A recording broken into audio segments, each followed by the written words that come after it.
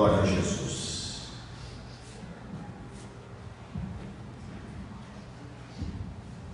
A paz do Senhor para os irmãos, mais uma vez. Amém. Aleluias. Eu pedi para o irmão Claudemir, que estava dirigindo o culto, para que nós pudéssemos começar a palavra um pouco mais cedo, porque tenho orado, meditado, e Deus tem colocado uma palavra no meu coração. E quero compartilhar com os irmãos. Está gravando, né, Laura? Os irmãos, hoje nós sentimos a ausência de vários irmãos. Depois nós vamos ter que recomendar que eles assistam. Por quê? Porque eu tenho certeza que essa palavra ela vai vir a ser uma incrível. Glória a Deus. Nós viemos no final de semana abençoado. A cruzada que fizemos aqui se prolongou ali em Itajobi, foi uma bênção. Tivemos resultados, foi impactante. Ao ponto que já marquei, eu não gosto de ficar assim semana a semana, mas já em novembro, 12, 13, 14, 15, 16 de novembro já está agendado e o pastor Cristiano vai estar conosco de novo. Ele é um homem de Deus, ele nada nos desabona e nós já agendamos ele porque para ficar garantido. Mas entre um evento e outro, como os irmãos bem sabem, a minha política, a minha forma de agir é: os obreiros da casa é que ministram. Não só eu como pastor, mas todos têm a oportunidade de se dedicar à palavra. E eu tenho muito meditado, orado a Deus, porque dirigir a igreja, irmãos, é muito diferente do que ser só pregador. Eu todo domingo eu ensaio, vou pregar uma mensagem de congresso lá com os irmãos. Porque se os irmãos não sabem, eu já preguei em congresso de 2.000, 2.500 pessoas, já preguei no Japão, já fiz turnê no Japão pregando, já preguei por onde eu passei. Mas a gente começa, olha, um dia vai acontecer isso contigo, você vai ver, quando você vai dirigir igreja é diferente. Congresso, a gente prega, a gente acaba de pregar, vira as costas, a responsabilidade é do pastor. Então, se Deus dá coisa boa é coisa boa, se Ele dá uma pancada é pancada, você vai embora. Dirigir igreja, irmãos, demanda responsabilidade, demanda um amor, demanda uma dedicação maior. Então a gente precisa começar a compreender de uma forma diferente. Eu tenho pedido a Deus para que Ele me dê um coração de pastor, porque o evangelista, todos têm papel. Ontem foi lido lá no aniversário do nosso pastor o versículo que eu amo muito, Efésios capítulo 4, verso 11, onde diz que o próprio Jesus deu os dons ministeriais aos homens, uns para pastores, outros para profetas, evangelistas, mestres e doutores e apóstolos. Embora apóstolo para mim estancou. Uns põe a mão na cabeça aí e se consagra apóstolo, mas apóstolo para mim já não tem mais. Pode até ter o dom, mas não se usa mais o título de apóstolo. Mas enfim, sem entrar nos pormenores, cada dom tem uma chamada. Então, por exemplo, o evangelista, o pastor Cristiano que aqui esteve conosco, é um evangelista. Além dos dons, se ele não tivesse dom nenhum, só na palavra vocês vão ver que já é impactante, uma bênção. Mas pastoreado, dá para pastorear o gogó daquele jeito sempre, porque a gente precisa entender. Então eu tenho buscado em Deus isso, e Deus me deu uma palavra, irmãos, uma meditação que eu quero dividir com os irmãos hoje. Abra comigo a vossa Bíblia, no Evangelho de Jesus, escrito pelo evangelista Marcos, no capítulo de número 5, que nós vamos ler a partir do verso de número 21. Quero dizer que eu já preguei essa palavra aqui. A minha memória é muito boa, mas não, se alguém tem a memória tão boa quanto eu, não se preocupe, porque não vai ser a mesma mensagem. Eu li no mesmo lugar que preguei uma mensagem, hoje Deus me deu outra mensagem. É lindo isso na Bíblia, irmãos, porque o texto ele pode ser aplicado de formas diferentes, né? Quem encontrou, diga amém. Amém. Com bastante atenção, embora seja um texto conhecido, eu quero que vocês leiam atentamente comigo. E passando Jesus outra vez num barco para o outro lado, ajuntou-se a ele uma grande multidão, e ele estava junto do mar. E eis que chegou um dos principais da sinagoga, por nome Jairo. Como chama-se? Jairo. E vendo-o, prostrou-se aos seus pés e rogava-lhe muito, dizendo: minha filha está moribunda, rogo-te que venhas e lhe imponhas as mãos, para que sare e viva. E foi com ele, e seguia-o uma grande multidão que o apertava. E certa mulher, que havia 12 anos, tinha um fluxo de sangue, e que havia padecido muito, com muitos médicos, e despendido tudo quanto tinha, nada lhe aproveitando isso, antes indo a pior, ouvindo falar de Jesus, veio por detrás, entre a multidão, e tocou na sua vestimenta, porque dizia: se tão somente tocar nas suas vestes, sararei. E logo se lhe secou a fonte do seu sangue, e sentiu no seu corpo estar já curada daquele mal. Presta atenção nessa parte. Sentiu no seu corpo já estar curada daquele mal. E logo Jesus, conhecendo que a virtude de si mesmo saíra, voltou-se para a multidão e disse: quem tocou nas minhas vestes? E disseram-lhe os seus discípulos: vês que a multidão te aperta e dizes: quem me tocou? E ele olhava em redor para ver a que isso fizera. Então a mulher, que sabia o que lhe tinha acontecido, temendo e tremendo, aproximou-se e prostrou-se diante dele e disse-lhe toda a verdade. E ele lhe disse: filha, a tua fé te salvou, vai em paz e ser curada desse teu mal. Estando ele ainda falando, chegaram alguns do principal da sinagoga, a quem disseram: a tua filha está morta, para que infadas mais o mestre? E Jesus, tendo ouvido estas palavras, disse ao principal da sinagoga: não temas, crê somente. E não permitiu que alguém o seguisse, a não ser Pedro, Tiago e João, irmão de Tiago. E tendo chegado à casa do principal da sinagoga, viu o alvoroço e os que choravam muito e pranteavam. E entrando disse-lhes: por que vós alvoroçais e chorais? A menina não está morta. A menina não está morta, mas dorme. E riam-se dele, porém ele, tendo-os feito sair, tomou consigo o pai e a mãe da menina e os que com ele estavam, e entrou onde a menina estava deitada. E tomando a mão da menina, disse-lhe: Talita cumi, que traduzido é: menina, a ti te digo, levanta-te. E logo a menina se levantou e andava, pois já tinha 12 anos. E assombraram-se com grande espanto. E mandou-lhes expressamente que ninguém o soubesse, e disse que lhes dessem de comer. Amém, meus irmãos? Amém. Antes de se assentar, vai lá para o verso 25 de novo, que é importante esse fato. Quantos anos fazia que a mulher do fluxo de sangue sofria? 12 anos. Quanto? 12. Muito bem. Verso 42. Quantos anos a menina tinha? 12 anos. Muito bem. Você crê que Deus pode falar contigo essa noite através dessa palavra? Então se assenta glorificando o Deus da palavra. Aleluia. Glória a Jesus. Bendito para sempre o teu nome, Jesus. Meus amados irmãos, eu tenho me preocupado muitíssimo com o que eu tenho percebido no meio evangélico, com o tipo de crente que nós temos lidado. E eu, como eu disse agora, com o coração de pastor e a mente de pastor, passei a orar a Deus e pedir direção e graça para entender este fenômeno. Que fenômeno, pastor Fábio?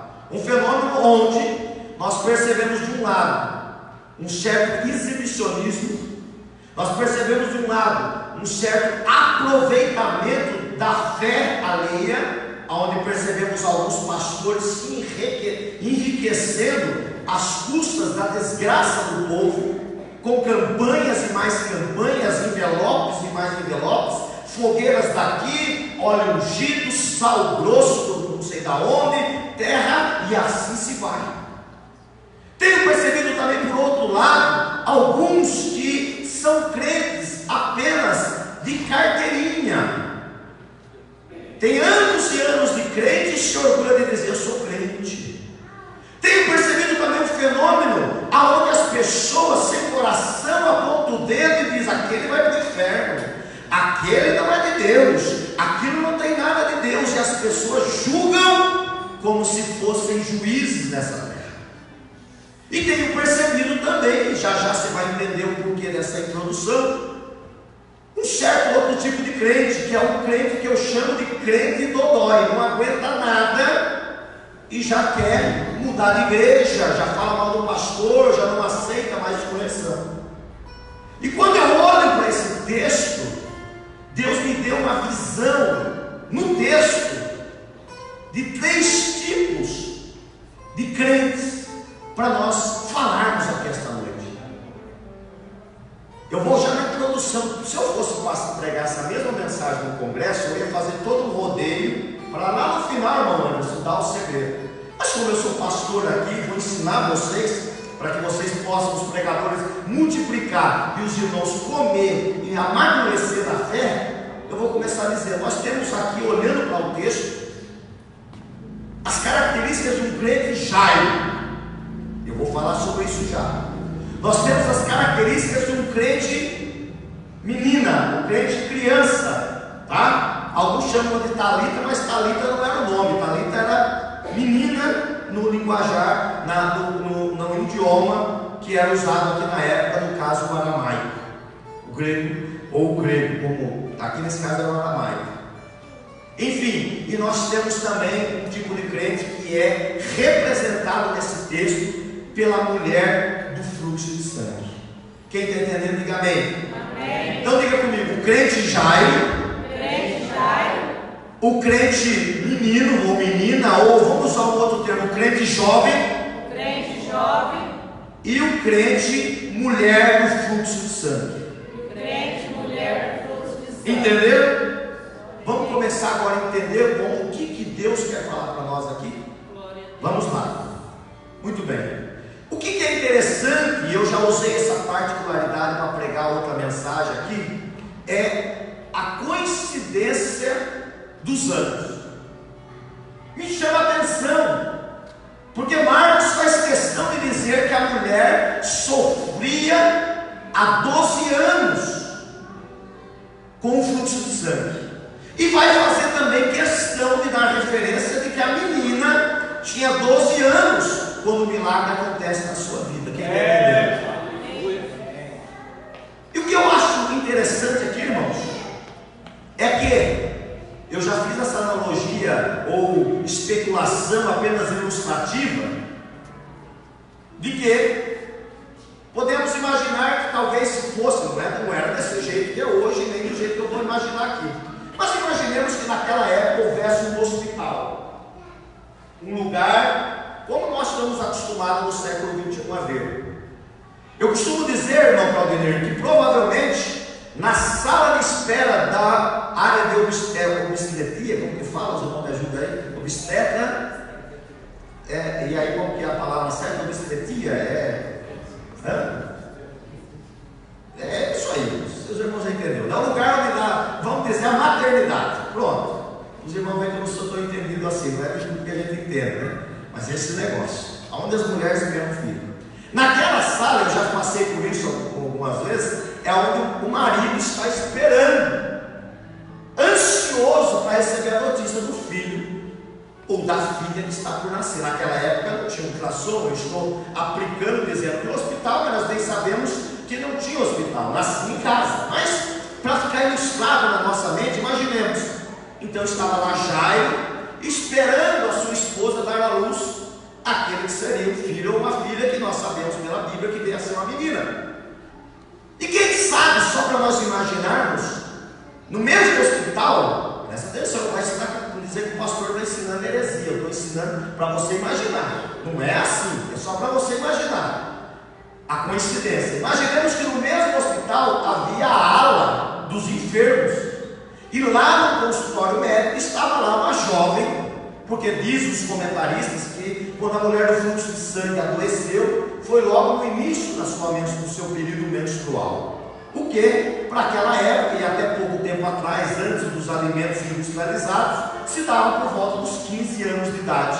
É verdade, as irmãs mais velhas sabem disso, que antigamente uma moça se formava entre 14 e 15 anos. E hoje, devido aos alimentos, devido a todos os hormônios que se usa, principalmente em frangos, em porco e tudo mais, tem mocinha de 9 anos de idade já entrando no período fértil. É verdade ou mentira?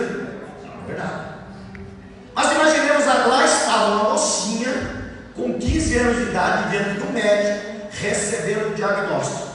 Para ela estava se dizendo: olha, moça, você tem um problema de fluxo de sangue, você vai ficar sangrando e portanto você é imunda, você é impura. Porque os irmãos que conhecem a Bíblia sabem que a mulher, quando estava no período fértil ou quando ela sangrava, ela era tida como impura, ninguém podia tocar-lhe e ela ficava apartada.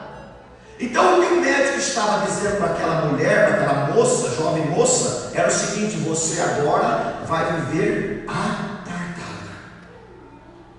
E além de apartada, a irmã falou aqui que sangrou durante um tempo. As irmãs sangram durante uma semana, alguns já passaram por isso, sabe que é desconfortável. Agora imagina sangrar por 12 anos. Imagina sangrar por 12 anos, o quanto essa mulher se debilitou. Então, vamos lá, na coincidência das datas. Lógico que a Bíblia não diz que é no mesmo dia, mas só para a gente imaginar. E eu quero começar, que você entenda, presta atenção. O dia que um tipo de crente adoeceu, do outro lado, o outro tipo de crente nasceu. Eu vou explicar para você entender o poder da glória. No dia que uma geração de crentes adoeceu, não se acabou o plano de Deus, porque nascia uma nova geração. Deus nunca é pego de surpresa, irmãos. Nunca. E lembre-se que eu não quero me deter em pregar especificamente o indivíduo. Eu estou pregando a aplicação para a igreja.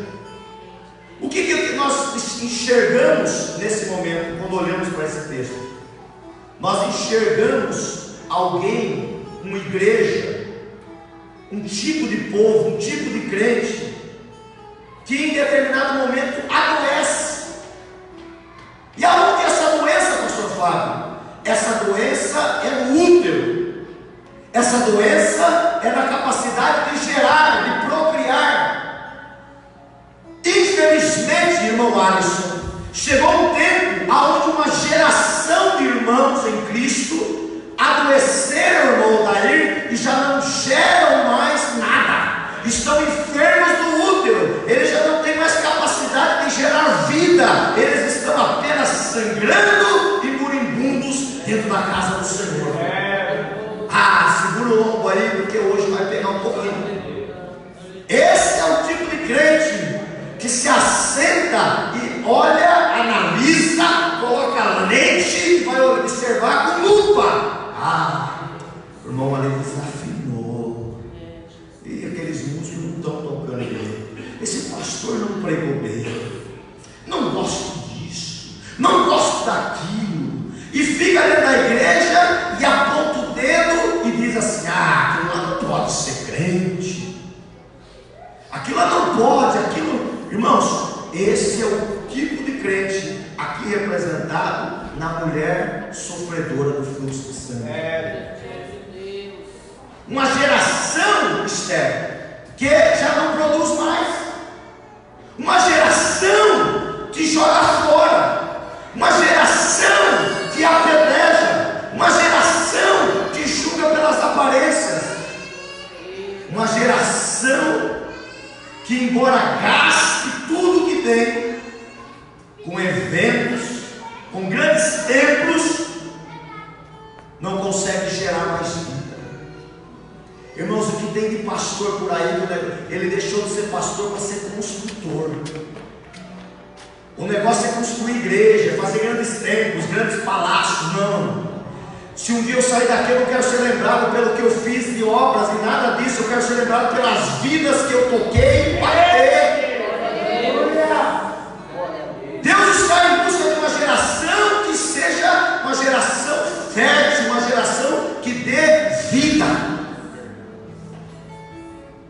Por outro lado, nós estamos a observar que uma nova geração está vindo. E essa nova geração, ela nasce quando a geração antiga adoece. E eu não estou falando aqui de idade, e eu não estou falando aqui de tempo de igreja. Presta atenção para você não se equivocar na interpretação. Eu estou falando aqui de tipos de atitude. Porque uma vez eu me lembro que logo que eu assumi aqui, eu disse uma frase que ficou muito mal entendida. Eu disse que eu não corria atrás de crente velho. E eu não estava me referindo, por exemplo, ao irmão pastor Argeu, que tem um pouco mais de idade que eu. Eu estava me referindo a crente maduro, que é rato de igreja e que quer cheio de dinheiro. Mas aí saiu um boato aí, o pastor novo que veio, disse que não corre atrás de crente velho. E já interpretaram como quiser. Mas não. O que eu quero dizer, e já eu vou chegar pesado nessa parte, é que tem uma geração que está doente, tem uma geração que está gastando com o médico, e o médico aqui pode representar tantas coisas, mas não vê a cura. Tem uma geração aí que faz grandes trabalhos, chama muitos pregadores, toda semana tem pregador diferente, mas não gera mais vida. E eu estou pregando isso porque eu tenho orado a Deus que eu não quero esse tipo de geração. Tem uma geração aí que gira em torno do nome dele. São pastores estrelas. Se ele não tiver, o culto não é bom. Se ele não tiver, não acontece. Não, meus irmãos. O que Deus está procurando é o povo que se entenda que cada um de nós tem responsabilidade no reino. Pastores que vivem da desgraça alheia, de campanha em campanha, e no fim tiram a gordura das ovelhas. Não é esse tipo de pastor que eu quero ser, não é esse tipo de igreja que eu quero ter. Mas também tem uma igreja jovem, representada naquela menina, que nasce com toda a virtude, com toda a empolgação, que durante 12 anos, enquanto aquela geração ou aquele tipo de crente adoecia e ia ficando pior, crescia. Mas quando chega aos 12 anos, e aqui entenda, não dá, mas quando chega no auge, porque uma menina de 12 anos está toda formosa, bonita, quase na passagem para virar moça. Então de repente, uma hora, ela adoece, e adoece de uma vez para a morte. Meus irmãos, o quanto nós vimos de movimento nesses anos. Quem é crente aqui há mais de 5 anos faz assim. Quem há mais de 10 anos faz assim. Quem há mais de 20 anos faz assim. Tem bastante irmãos aqui intensos. Nesses anos tudo, quantos movimentos a gente viu nascer, florescer, e daqui a pouco adoece e morre. Quantos? Poucos ou muitos? Muitos. Quantos nomes se levantaram como grandes baluartes do Evangelho, pregavam e enchiam ginásios, pregavam e enchiam estádios, e daqui a pouco, de repente, quantas pessoas vêm para a igreja? Porque eu estou aplicando no mágico e no micro. Quantas pessoas vêm, de repente aceita Jesus, pastor Argeu, de repente já está subindo o culto, já tem uma empolgação, já prega, já fala, já canta, já profetiza, e a gente olha e se alegra, fala, que bênção. Mas de repente adoece, e quando se vê, morre. Irmãos, como eu olho para o passado e vejo, irmãos. Eu me lembro de um rapaz, um jovem por nome Luciano, nunca mais tive notícia dele. Um jovem que Deus ele se rendeu a Cristo e Deus usava ele poderosamente, semelhantemente como usou o pastor Cristiano aqui. Era uma bênção. Aí todo mundo se empolgou com ele, todo mundo o colocava no pedestal, mas ele ainda era um jovem, ele não tinha estrutura, ele não tinha costa larga, e de repente, quando ele adoece, ele cai e cai de uma vez. E até onde eu sei, Deus queira que eu esteja enganado, mas não se recuperou jamais. Pastor Fábio, que mensagem pesada é essa? Quem entendeu até aqui? Que agora eu vou começar a pregar. Pastor Fábio, como o senhor vê e quer que a igreja de Marapuama seja? Uma igreja menina ou uma igreja da mulher do fluxo de sangue? Não quero nenhuma e não quero nem outra. Pergunta que tipo que eu quero. Que tipo o senhor quer? Não, está muito fraquinho. Como? Que tipo o senhor quer? Eu quero uma igreja Jairo. Aleluia. Não, eu vou repetir. Eu quero uma igreja Jairo. Uma igreja de paternidade. Uma igreja que se preocupa. Uma igreja que é paciente. Uma igreja que não é dodói. Uma igreja que não está doente, mas que também não morre de repente. Aleluia! Eu oro a Deus para que Marapuama seja uma igreja Jairo. E agora eu começo a pregar. Quem era Jairo? A Bíblia vai dizer que Jairo era um dos principais da sinagoga, ou seja, ele era um doutor da lei. Ele era um homem importante, irmão Sérgio. Alguém que chegava e todo mundo respeitava. Mas embora ele fosse esse homem, pelo jeito ele era rico, porque ele tinha muitos servos ao seu dispor. Mas independente da riqueza, independente do seu doutorado, ele era um pai. Ele era alguém que tinha coração de pai. E quando a sua filha adoece, irmão Antônio, ele não manda o melhor dos seus funcionários, não, Alisson. Ele não chama o melhor dos seus empregados, não. Ele não chama um assessor da sinagoga, não. Ele vai pessoalmente em busca de ajuda. Ele não terceiriza a responsabilidade. A filha é dele e ele vai a ele. Ele tinha dinheiro, irmão Claudemir, mas ele não manda chamar o médico. Ele tinha dinheiro, pastor Ageu, mas ele não manda que vá fazer algo, não. Ele sai humildemente, irmão Dair, e vai em busca de Jesus. Ele vai em busca de Jesus. Então, o tipo de crente, o tipo de igreja que eu almejo para essa cidade, que eu prego e quero ensiná-los a ser, é uma igreja que na hora do apuro busque primeiro Jesus. Uma igreja que tenha maturidade para entender que a solução não está no dinheiro, a solução não está na influência. Eu quero ser amigo do prefeito, eu quero ser amigo de homens importantes, eu quero conhecê-los, mas na hora que eu precisar, eu quero ter dinheiro. Ou se eu quero que essa igreja seja rica, mas na hora de precisar, eu quero que todos entendam numa só voz, só num pensamento, que a solução está em Jesus. Glória a Deus.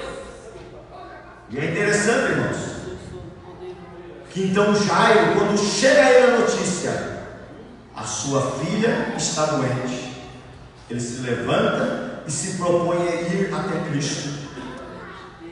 E quando ele chega até Jesus, ele chega humildemente. Ele chega humildemente.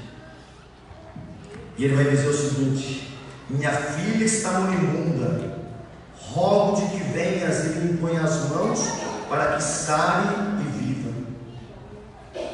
Ele estava falando com Jesus, ele estava expondo para Jesus a situação, a sua necessidade. Ele estava exercendo paternidade, e já já eu vou falar disso. Todavia, enquanto ele falava, a geração representada aqui na mulher do fluxo de sangue chegava.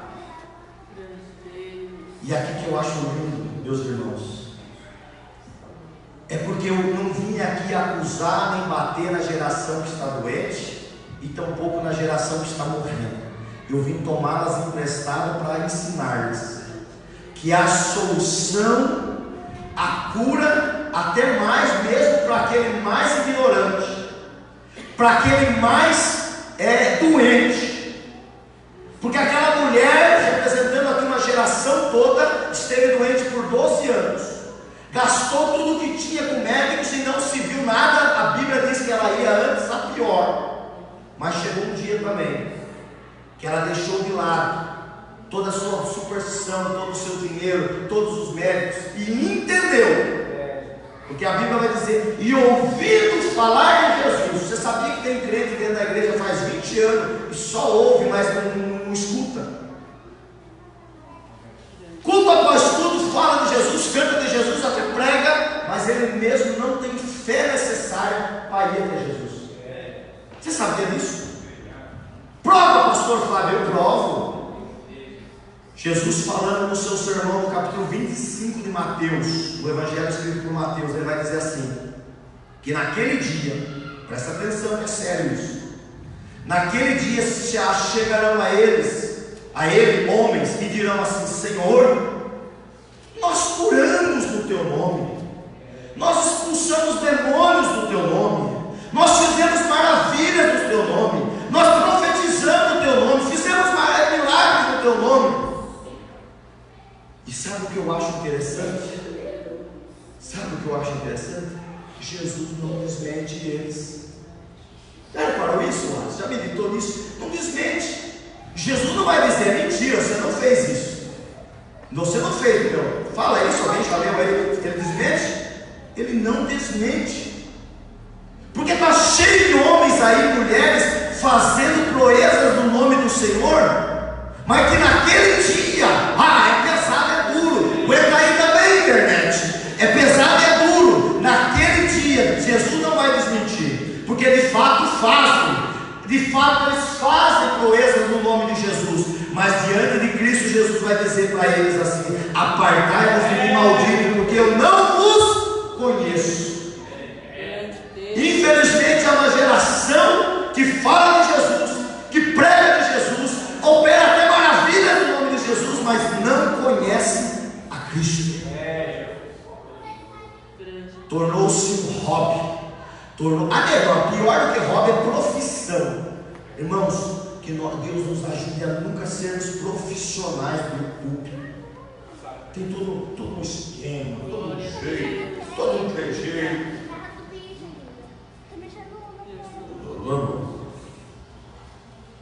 O que?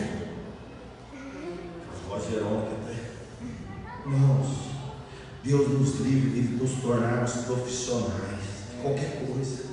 O evangelho não foi feito para ser profissão.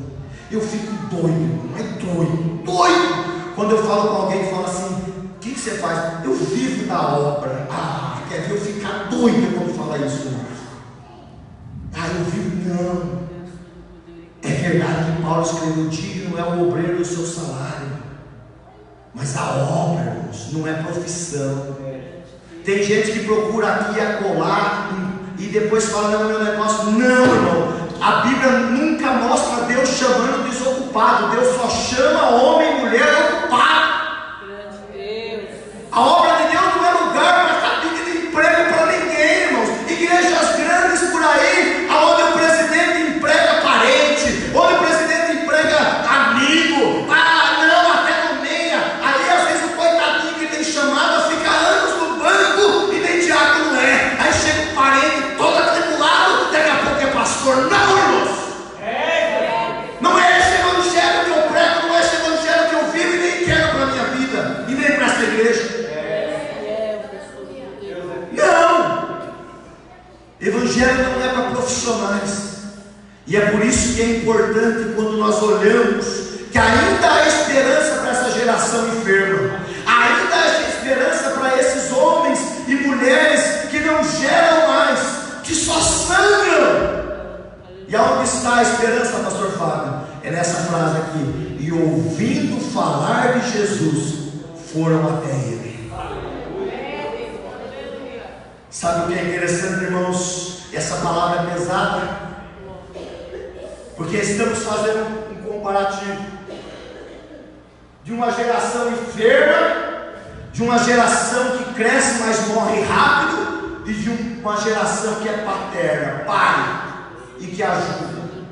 Jairo, quando ele nota Jesus parando, porque a Bíblia vai dizer que a mulher vem por detrás da multidão. Eu não vou pregar sobre esse tipo de milagre, eu só quero que você lembre, entenda e toca. Quando ela toca Jesus, a Bíblia diz que sai virtude dele, e ela sente no seu corpo está livre daquele mal. Que mal? O fluxo de sangue. E Jesus para. Quando Jesus para, imagina o coração de Jairo. Imagina o coração de um pai aflito. Me permita, pastor. Eu acho que ele estava querendo: vem Jesus, vem Jesus. Era a filha dele que estava lá doente. Eu imagino que ele pegava: vem Jesus, não para não. Glória a Deus. Aleluia. Será que ele fez isso? Não sei, a Bíblia não dá para lá. Eu já preguei muitas vezes falando desse jeito, mas hoje eu tive um entendimento diferente, porque a geração Jairo é paciente. Diga comigo: crente Jairo é paciente. E ele entende que tem sempre, Jesus sempre tem tempo para o meu irmão. Aleluia. Glória a Deus. Jairo estava vendo, Jairo tinha uma aflição, Jairo tinha uma urgência, uma emergência, mas Jesus estava operando na vida de alguém que estava sofrendo fazia 12 anos. Jesus estava operando na vida de uma geração que durante 12 anos tinha sido infértil, mas que agora se decide: eu quero Cristo.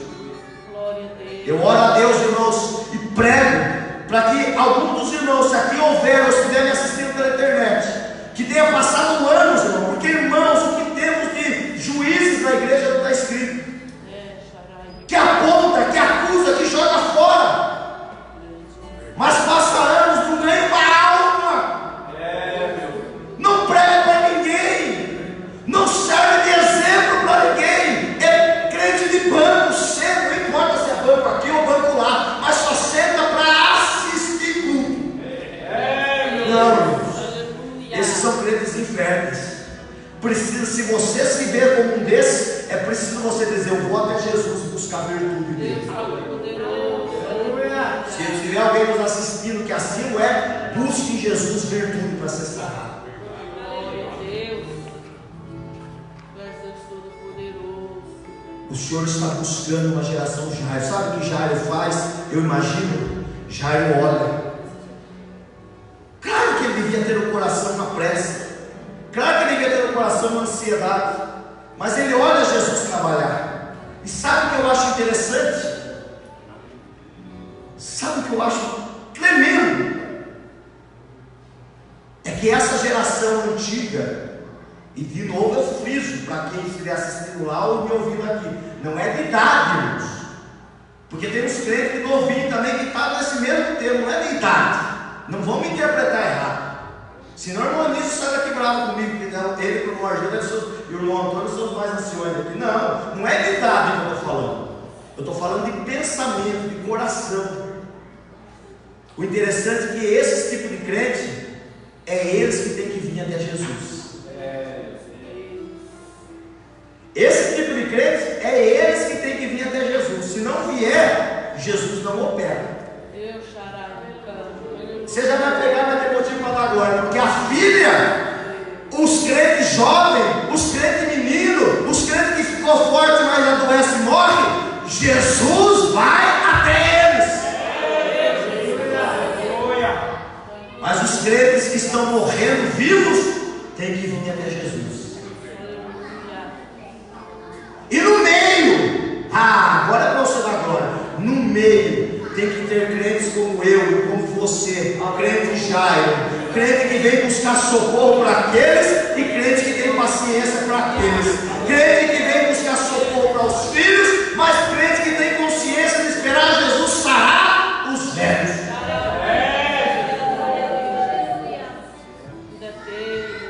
E sabe o que eu acho lindo? Eu nunca tinha olhado esse texto por essa ótica. Se você ler com atenção, releia na sua casa, você vai ver o seguinte. Presta atenção. E logo, verso 29, e logo se lhe secou a fonte do seu sangue, e sentiu no seu corpo que estaria que estar curada daquele mal. Vou deixar o microfone para explicar. Ela vem por trás, atravessa a multidão, e ela toca em Jesus nas vestes por baixo. Aqui os pregadores adoram pregar. Não, mas não vou falar disso hoje não. Vou falar que ela vem, ela rodeia e tem que se abaixar para tocar em Jesus. Glória a Deus. Porque tem gente, irmãos, que fala com Jesus assim, ó. Coloca Jesus lá e fala assim. Você já viu gente falando? Não, porque se Jesus não fizer, então eu largo. Se Jesus, eu vou pôr Deus na parede. Irmãos, quem é você? Glória a Deus. Não é assim que se fala com Jesus. É assim. Aleluia. Glória a Deus. Glorioso. Uma geração que pensa que é. Uma geração que acha que se ele não fizer, ninguém faz. Uma geração que pensa que pode. Não, irmãos. Essa geração, para chegar onde tem que chegar, vai ter que se humilhar, chegar aos pés de Cristo e tocar ele por baixo. E olha que interessante, quando toca, a mulher, ela sente em si mesma estar sarada. Mas olha que interessante a continuação. É forte, irmão. A Bíblia vai dizer: logo Jesus, conhecendo que a virtude de si mesmo saíra, voltou-se para a multidão e disse: quem tocou nas minhas vestes? Agora, raciocina comigo biblicamente. Irmão Alisson, Jesus sabia quem tinha tocado, sim ou não? Jesus, vamos lá, vou dar uma chance para os universitários. Qual que é as virtudes de Jesus? Uma delas, ele é onisciente. O que significa ser onisciente? Ele sabe de todas as coisas. Então agora eu vou facilitar para você. Ele sabia que ele tinha tocado nele, sim ou não? Se ele sabia, irmão Anderson, por que ele perguntou? Se ele sabia, irmão Anderson, por que ele perguntou? Pergunta para mim por que, senão eu não vou falar. Agora estou ficando metido também. Pergunta por quê? Porque essa geração, irmão, enferma, que não produz mais, vai ter que se humilhar e vir a público reconhecendo que ele é Salvador. Tem crente, irmão, que é tão soberbo que quando um obreiro chama um missionário, um pregador, um pastor chama, venha para frente receber, ele fica no banco. Não estou dizendo que você tem que vir todas as vezes, não me interprete mal, mas ele sabe que a palavra falou com ele, ele sabe que ele precisa daquela oração, mas ele fala: ninguém me tira daqui. O que vão pensar? O que vão pensar? Não, irmãos. Jesus está dizendo: quem é que me tocou? Quem é que me tocou? E aí os discípulos chegam para ele e dizem assim: mestre, nós estamos no meio da multidão. E o outro evangelista vai dizer que a multidão o apertava. E os discípulos vão dizer: mestre, a multidão te aperta. Mas eu quero te dar mais uma nova para você. Se alguém anotar, pode anotar. Os pregadores aí usam para pregar. O que tira a virtude de Jesus não é apertá-lo, é tocá-lo. Vou repetir: o que tira a virtude de Jesus para nos curar não é apertá-lo, é tocá-lo. Não adianta você ficar indagando, não adianta você ficar pensando que vai pôr numa parede. É você dizer: Senhor, eu não estou entendendo essa prova, eu não estou entendendo essa tempestade, mas eu estou aqui para tocar-lhe, Senhor. O Senhor faz quando o Senhor quiser, o Senhor faz do jeito que o Senhor quiser, eu te adoro. A multidão apertava.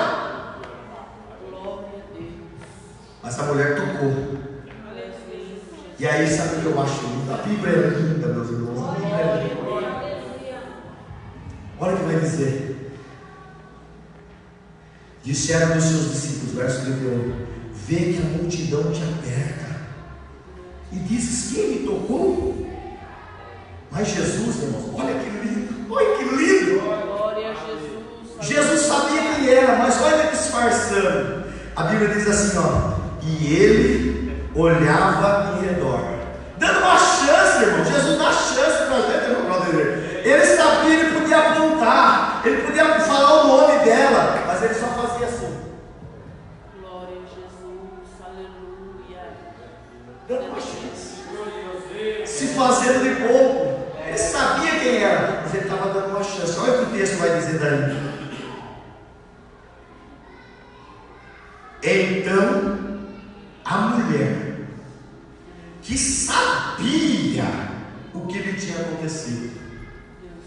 Isso, irmãos, é para o crente, não importa o estado de enfermidade que você esteja, eu estou falando espiritualmente hoje, embora serve também para fisicamente. Não importa o nível, porque, irmãos, pasme vocês se você não quiser acreditar. Tem crente que toma ceia mês após mês, ano após ano, mas se Jesus voltar, fica. Ele não adultera.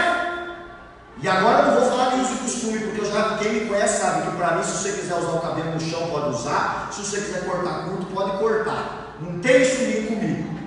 Mas às vezes a pessoa usa o cabelo arrastando o chão, a saia enorme, toma ceia mês após mês, mas se Jesus voltar, vai para o inferno. Estou julgando? Não estou julgando. Eu só estou dizendo para você que tem muita gente que vive dentro da igreja de aparência. E é chegada a hora de não vivermos mais de aparência, porque aquela mulher, quando ela sabia o que tinha acontecido. E eu volto a dizer, não adianta você recebe a palavra e fala, eu sei que eu preciso, mas eu fico aqui. Não. Tem hora que a gente tem que se expor. Tem hora que a gente tem que se expor, irmão. Você pensa que eu estou falando só de você? Aqui eu não lembro se eu já fiz isso. Tem vezes que eu faço algum papel, eu sou o primeiro a descer. Porque eu reconheço a minha pequenez, eu reconheço a minha falha. E vai dizer o seguinte: então a mulher que sabia o que tinha acontecido, temendo e tremendo. Duas palavras diferentes. O que é isso, pastor Fábio? Temendo de temor.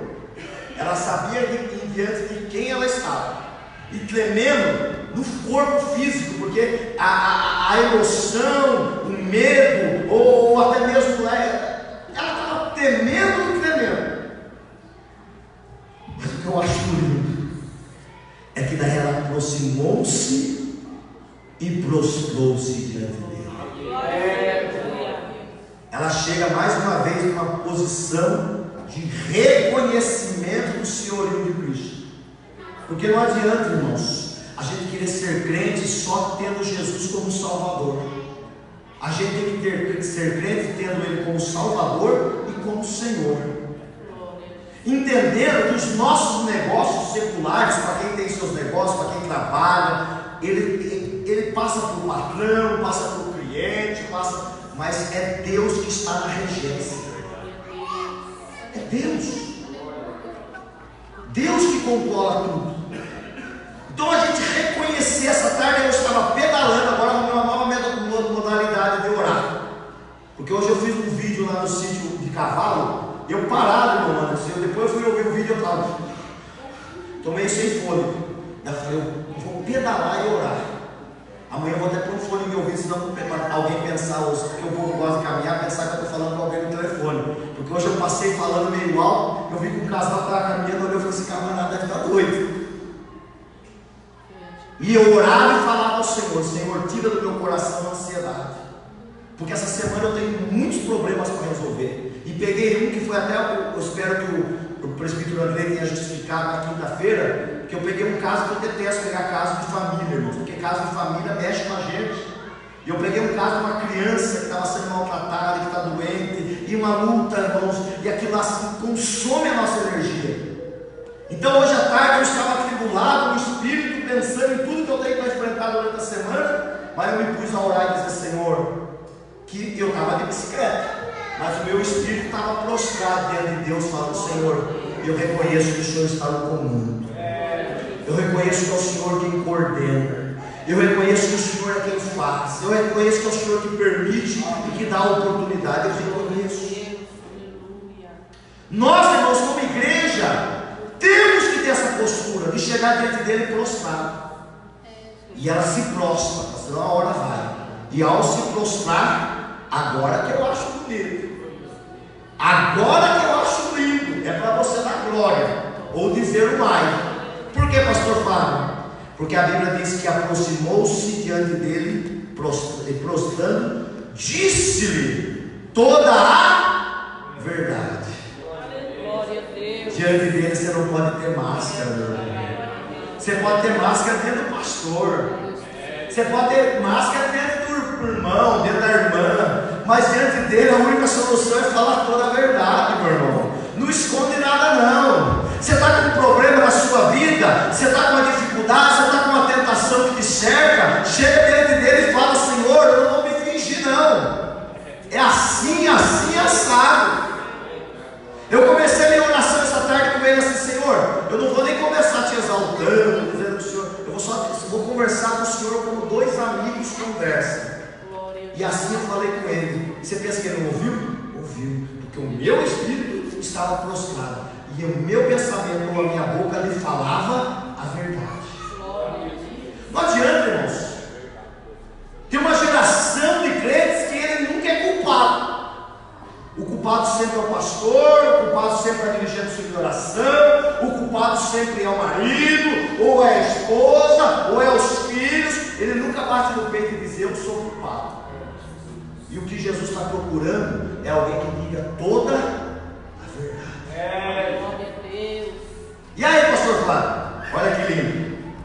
Aqui é para a sua fé aumentar e para você entender. Então prostrou-se diante dele e disse toda a verdade. Verso 34.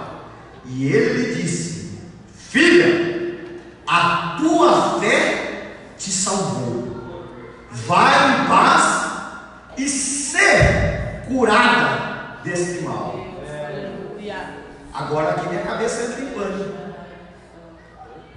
Porque nos versos para trás, no verso de número 29, a Bíblia vai dizer que a mulher, ao tocar nele, instantaneamente ela sentiu que já estava curada. E agora, passado o momento, Jesus vai dizer agora para ela: você vai, que a tua fé te salvou, vai e ser curada. Ou seja, agora você vai receber a verdadeira cura. Que cura? A cura que ela precisava não era só a cura do fluxo de sangue. A cura do fluxo de sangue curou no toque, mas a cura da alma dela, de entender que não é de superstição, de entender que não é viver de longe, ela recebeu quando a fé dela o salva. Aí ele diz: vai ser curado desse mal. Aleluia. É isso que essa geração precisa, a geração que está morta. A geração que não está morta, mas está moribunda. Ela precisa de uma cura para a alma. Glória a Deus.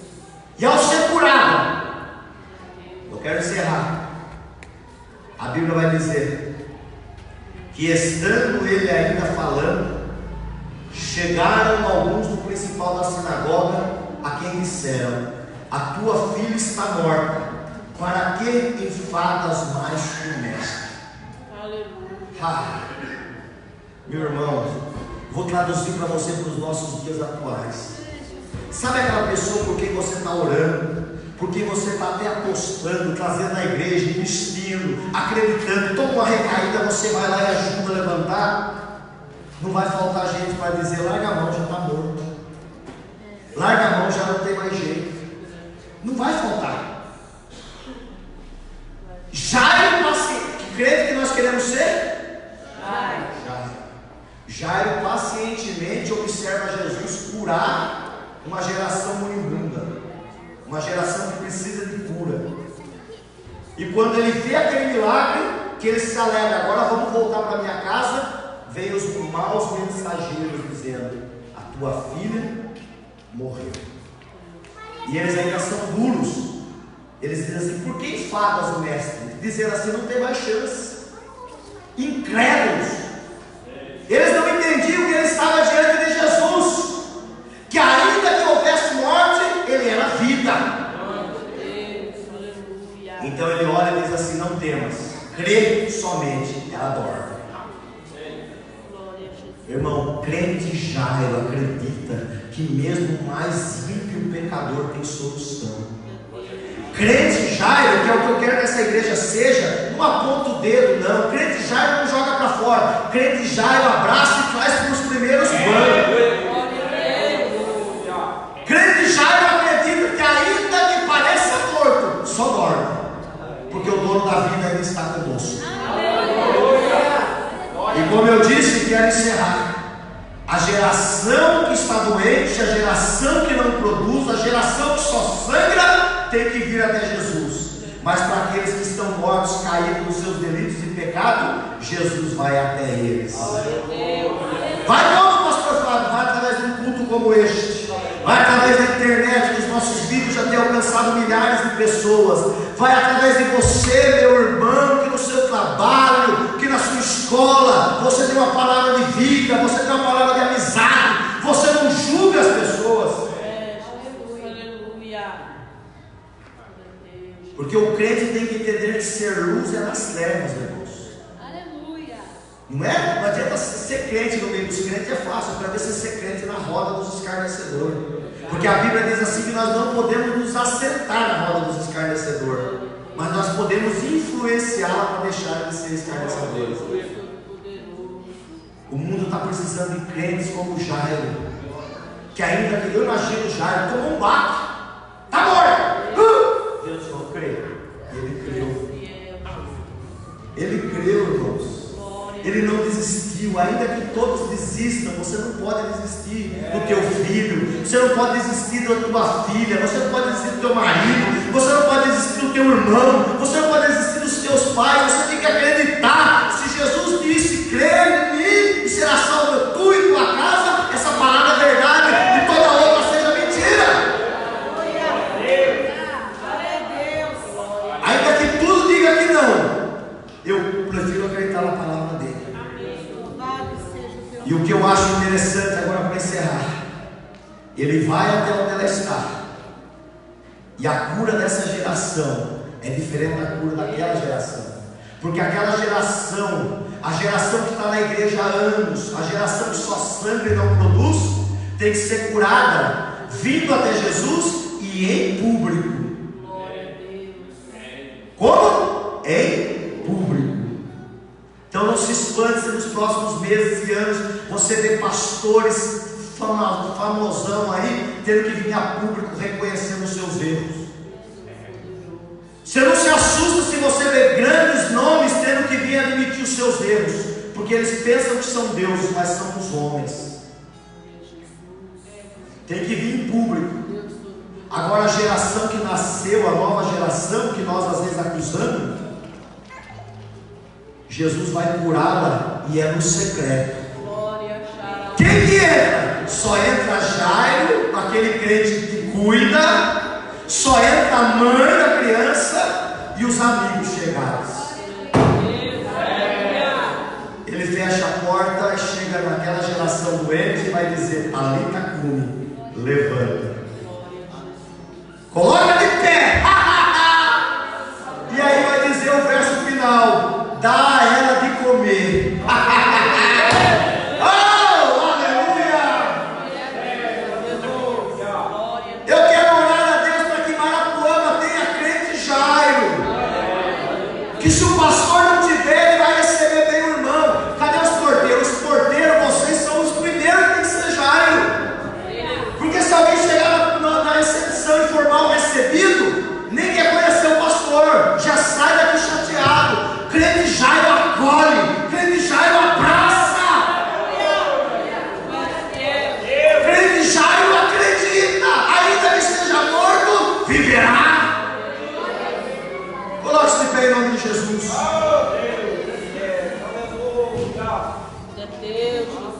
Crente Jairo abraça, crente Jairo batalha, crente Jairo vai até Jesus. Se a pessoa não pode ir porque está enferma para morrer, vá você atrás, pague o preço, ore, faça campanha, busque, eu vou orar até que ele se converta. Não desista, porque Deus tem vitórias para nós. Eu quero perguntar se há no nosso meio alguém que ainda não conhece a Jesus e quer aceitar essa noite como seu único e suficiente Salvador. Alguém, eu tenho que fazer esse apelo sempre, porque às vezes a gente deixa passar. Há alguém no nosso meio? Há alguém no nosso meio que sente que a palavra falou consigo, que precisa ser curado essa noite? Saia do seu lugar e venha também aqui à frente. Eu não quero me enrolar com vocês não, mas se alguém sente, olha, eu estou aqui há tantos anos e não dei um fruto sequer, meu ventre não gerou nada, não tem uma alma que eu possa apontar e dizer, fui eu que batalhei por ela. Se quiser, saia do teu lugar e eu vou ser o primeiro a descer para você. Eu vou ser o primeiro. Há mais alguém que esta noite quer dizer, eu reconheço, eu preciso ser curado, para que eu pare de sangrar e passe a produzir. Há alguém? Saia do seu lugar. Já tem uma corajosa aqui. Minha esposa também, muito bem. Mulher do pastor também precisa ser tocada. Você está aqui e fala, eu não produzi nada. Eu não produzi nada. Eu não quero mais ser esse tipo de crente que padece na mão dos homens. Porque esse tipo de crente, irmãos, padece, não adianta mudar, ele vai para lá, vai sempre padecer, porque ele quer conhecer o problema está aí, a fonte do meu mal está aí. E essa noite o Senhor quer te curar, para que você possa voltar a ser ungido, para que você possa voltar a ganhar almas. Não se espante se pessoas vierem até você depois desse culto e você tem uma palavra para dizer para ela. Fala da tua experiência, fala do teu amor. E às vezes, irmãos, o que a pessoa precisa não é nem um sermão, ela precisa de um abraço. Jesus! Ela precisa de alguém que diga assim, eu choro com você, eu te acolho. E Deus vai levantar pessoas para ser o tipo de crente Jairo, o tipo de crente que vai em busca de Jesus pelos outros, o tipo de crente que acredita ainda quando vem a notícia de morte, porque Deus é fiel. E que nosso meio também não haja ninguém que floresça igual morra, geração da menina. Que nosso meio só haja crente. Vamos orar, quem entender essa palavra? Deus bendito. Vamos falar com o Papai do céu, querido Deus. Senhor, nós te louvamos, meu Deus, te agradecemos, em nome do Senhor Jesus, porque o Senhor tem nos despertado, Deus, para que nós não venhamos a ser apenas uma igreja denominacional, para que nós não venhamos a ser simplesmente uma igreja, Senhor, oficial, essa que tem, não, Senhor. Nós queremos ser uma igreja que representa o teu reino aqui na terra, uma igreja que esteja disposta a abraçar, uma igreja que esteja disposta a acolher, uma igreja que esteja disposta a ir a tua busca, Senhor, para salvar e levantar o caído. Meu Deus, meu Pai, no nome de Jesus, prepara o povo aqui, Senhor, o povo acolhedor, o povo de Deus, que reflita de Ti, Senhor. Meu Pai, essas pessoas que vieram aqui à frente, toca-lhes, ó Deus, a fonte do seu mal agora. O mal que impede deles gerar, o mal que impede deles frutificar, seja repreendido agora no nome de Jesus. E que essa humilde posição que eles tomam de vir aqui até a frente represente, ó Deus, aquela mulher prostrada. Represente, ó Deus querido, agora eles falando a verdade diante de Ti, reconhecendo a necessidade. E que agora, Senhor, assim como Tu fizeste com aquela mulher, os despeçam sarados. Que a fé deles os cure e eles saiam daqui prontos, ó Deus, para um novo nível do Evangelho. É o nosso pedido e a nossa oração, em nome de Jesus. Amém. glória. Porque